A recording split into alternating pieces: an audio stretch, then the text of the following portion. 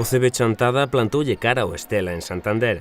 Os chantadinos regresaron de Cantabria cun sabor amargo por unha derrota pola mínima na que, polo visto, deixou certas dúbidas a actuación arbitral.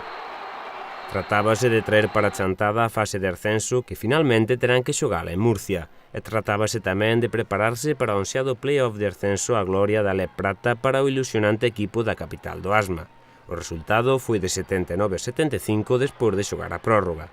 Foi unha mágoa que non podermos acadar ese triunfo porque tuvémoslo moi pertiño, que estábamos tocando cos dedos, incluso tuvemos os últimos 17 segundos do partido para poder gañar o partido, a última posesión, pero bueno, non pudo ser. En ese senso, pois, a verdade é que penso que todos o público que se desplazou alá a Santander pois está orgulloso do que fixeron os xogadores no campo porque deixaronse a piel no campo. Eu xa o sabía, pero bueno, unha vez máis amosarnos un exemplo de esforzo, de gratitud no esforzo.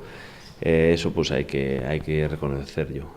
Bueno, tuvemos o condicionante da arbitraxe que foi unha moi mala arbitraxe.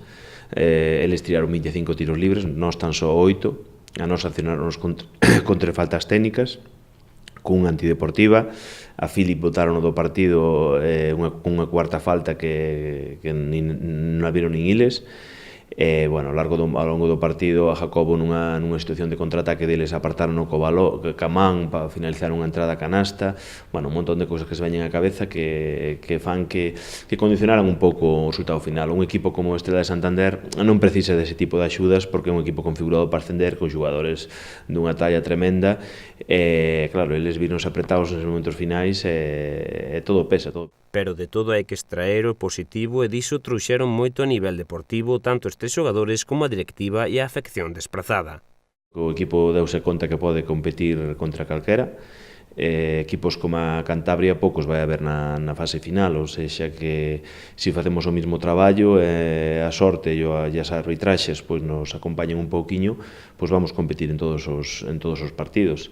En ese senso, pois bueno, deportivamente para min o grupo de Murcia era máis atractivo porque non ten ningún equipo da zona de Madrid, vai o cuarto catalán, que son os dous grupos máis fortes, polo tanto é un grupo máis aberto, no que deportivamente pois teríamos máis chance, e no de Cantabria non, porque no de Cantabria vai Canoe, que é o equipo de Madrid, e vai o terceiro catalán, entonces a priori, entre comillas, pois é un grupo un poquinho máis forte. En ese senso, pois bueno, tampouco nos desagrádanos por non poder xugala aquí e disfrutala no Pobo, por todo que lo contrae, por estar diante da nosa afección, pero se nos temos que desplazar, pois faremos ese viaxe contentos e trataremos de disputar ese partido ao 100%, eses partidos ao 100%. Agora toca prepararse para o play-off no que a eliminatoria será polo sistema de liguilla todos contra todos, e só ascenderá un. Hoxe mesmo xa se publicou o calendario destes partidos do play-off. O primeiro encontro xogarán o venres 19 contra o anfitrión, o Mirtia de Murcia. En teoría o rival máis forte. Isto tamén pois é algo que nos beneficia porque nunha plantel corto como o noso pois vamos a chegar frescos contra o, digamos, rival máis forte e despois os outros dos partidos pois serán Melilla, que xa xugou con nos no ano 2010. Pois bueno, volvemos a topar con eles, mira que non habrá equipos en España para que nos toque Melilla un ano tras outro, Melilla. Bueno, xugamos contra eles o sábado e o domingo pois rematamos con Lleida.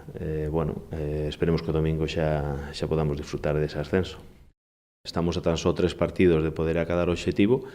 Era impensable, a principio de tempada era impensable poder chegar a estas alturas, poder xugarlle de tú a un equipo como a Estrela de Santander, un plantel que estábamos configurando para evitar o descenso, para non pasar apuros, e a verdade é que é sorprendente. A verdade é que estes xogadores non nos paran de sorprender, a min mesmo pois, sorpréndeme día a día, e despois chegado o momento da disputa dos partidos pois son moi competitivos e teñen moita alma, moito corazón, e a verdade é que é un luxo adestrar este equipo.